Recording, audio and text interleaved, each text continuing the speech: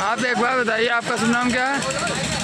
जी, मेरा नाम करुणाशंकर तिवारी, प्राचार्य श्री देवी संपत ब्रह्मचर्य संस्कृत महाविद्यालय, मुख्य आश्रम शाहजहाँपुर।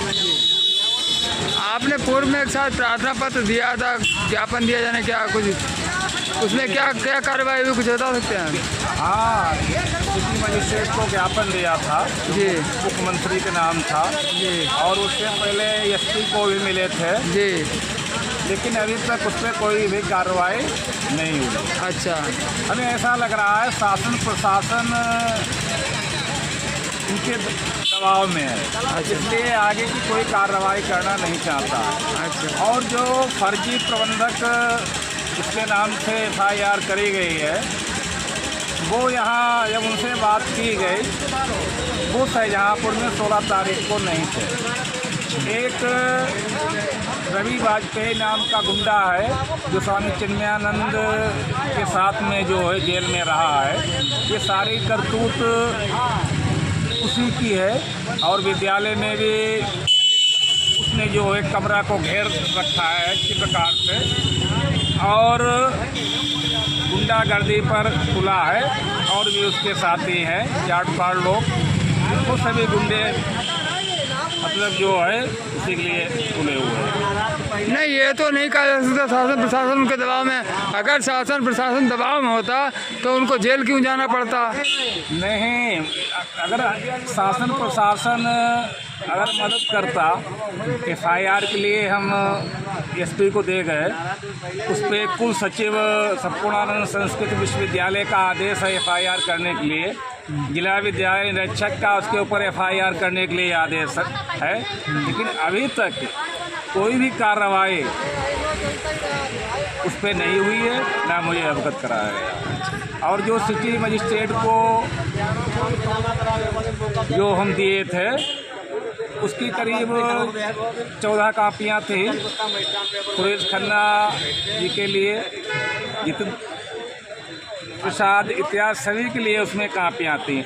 हमें ऐसा लग रहा है जो यहाँ के नेता हैं वो भी दबाव में ही है,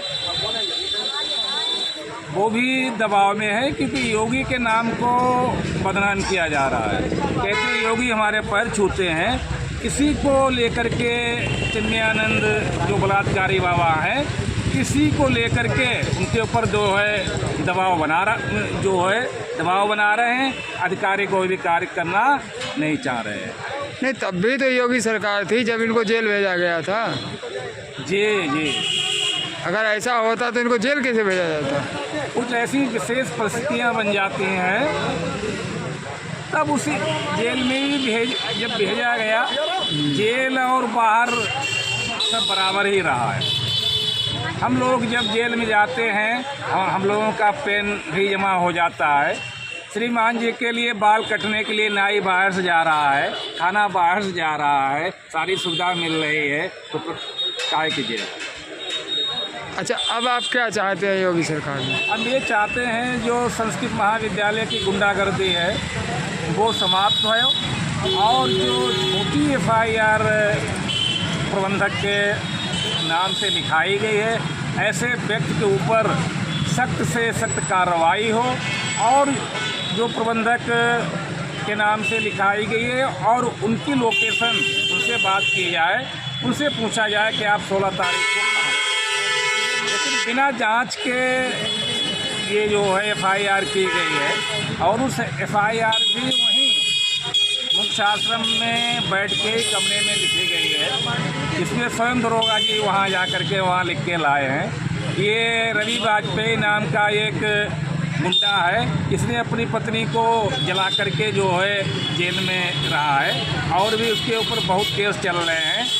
स्वामी जी के साथ में भी, वो चिन्मयानंद के साथ में भी जेल में वहाँ बंद रहा है, जेल का साथी है, उसे ला करके यहाँ आश्रम में गुंडागर्दी करने के लिए छोड़ दिया है। विशेष रूप से वो जो संस्कृत महाविद्यालय पे हावी है, वहाँ की बिल्डिंग, जो वहाँ का कमरा कार्यालय अधीक्षक का है, उसमें उसने ज़बरदस्ती कब्जा कर रखा है। अपने आप भी जाता है और 4-4, 6-6 गुंडों को भी लेके जाता है, जिससे हमें और हमारे स्टाफ को जान माल का खतरा है। कई बार हमारे उसने जो है गाड़ी रोकने की कोशिश की पुलिस इत्याद पे। तो इस प्रकार गुंडे को निश्चित रूप से उसे जो है अंदर किया जाए। अगर अंदर इन लोगों को 3 लोगों के जो खिलाफ हमने FIR लिए पुलिस अधीक्षक को दिया था। अच्छा, उसके बाद ही आपको कोई धमकी वगैरह मिली? अरे धमकी तो यहाँ बराबर मिल रही है, धमकी बराबर मिल रही है। और जो चाटपार हैं वो लिखा पढ़ी में लगे हुए हैं, जिनने इस आश्रम को यहाँ तक इसकी पहुँचाने में, विनाश करने में मेन भूमिका है। अब उनसे पूछा जाए कि आपकी सर्विस तो आपकी 15 साल पहले समाप्त हो गई, यहाँ की क्या कर रहे हैं? केवल इस आश्रम, मुख्य आश्रम को विनाश करने के लिए ये चाटपार लोग सुबह शाम रात में जाकर के वहाँ षड्यंत्रकारी योजना जो है जाकर के बनाते हैं।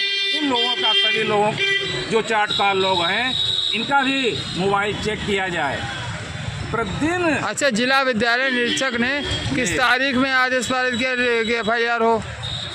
ये तो पुराना आदेश है, चूँकि हम जी, लेकिन आदेश तो आदेश ही है। अच्छा, और जहाँ तक जिला विद्यालय निरीक्षक की बात है, जिला विद्यालय निरीक्षक का स्पष्ट कहना है कि अगर आप 3 फर्जी लोगों का, अनुपस्थित लोगों का वेतन नहीं देंगे तो आप लोगों का हम वेतन नहीं देंगे।